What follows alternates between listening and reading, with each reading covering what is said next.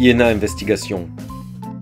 Dans un monde où la séparation entre l'homme et l'animal n'existe plus, deux individus de ces deux espèces ont décidé de s'allier pour résoudre les crimes et méfaits.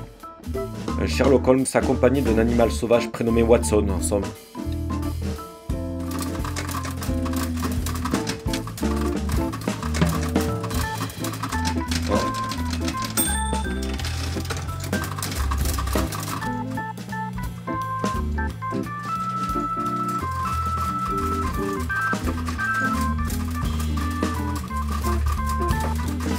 Salutations! Oh mon Dieu!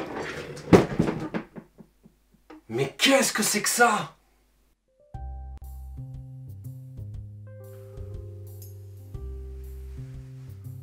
Tu t'es laissé pousser la barbe?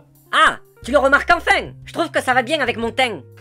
Oui, enfin, je te rappelle que nous sommes détectives privés et par la même occasion, partenaires. Notre image est donc vendeur. Par conséquent, on doit toujours être, je sais pas, propre sur nous. Alors déjà que je tolère ta coiffe pour je ne sais quelle raison. Mais alors là, tes trois poils au menton, ça va pas le faire. Raconte-moi plutôt l'affaire sur laquelle tu bosses au lieu de me faire ton speech avec ta barbe de Cro-Magnon. Mais en ce moment, on croule sous les demandes. Regarde la pile.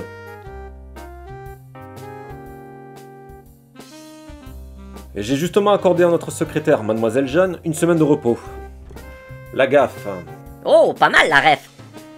Mais en priorité, je suis sur une affaire de meurtre, mon cher. Une dame est venue pour nous engager afin de résoudre l'homicide de son mari.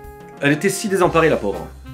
Et tu me connais, avec mon altruisme et mon sens de la justice légendaire, je me voyais dans l'obligation d'agir pour la bienséance.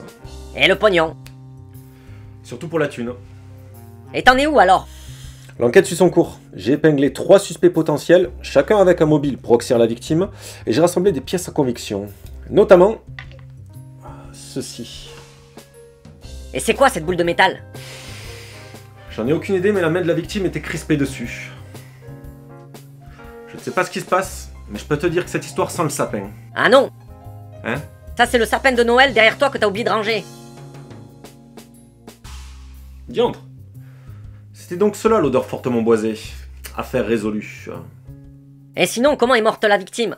Mouvement à répétition d'un objet contendant dans l'abdomen.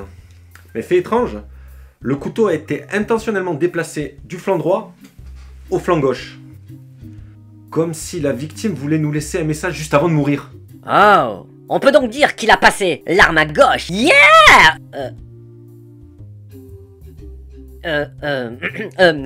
Et c'est quoi la suite du projet?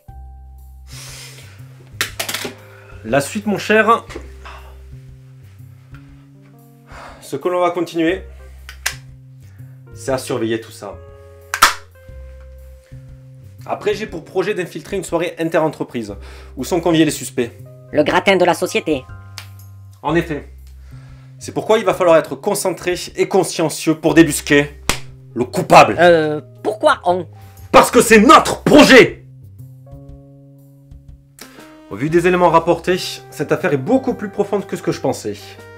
On va prendre de sacrés risques pour faire éclater la vérité. Eh ben, j'espère que l'on sera grassement payé pour notre travail. Oh, ne t'inquiète pas, l'État paiera. Hein? Le gouvernement? Non, l'État. T'as dit qu'une bonne femme nous avait engagés. Bah oui, l'État, c'est ce que je te dis. Ludivine Létard. Femme de feu Eugène Létard, propriétaire de Létard Compagnie, l'entreprise de textile de haute couture. C'est elle qui nous a engagés. Waouh! C'était quoi ce remake du dîner de con là? Allez, Jacques Villeray, on y va.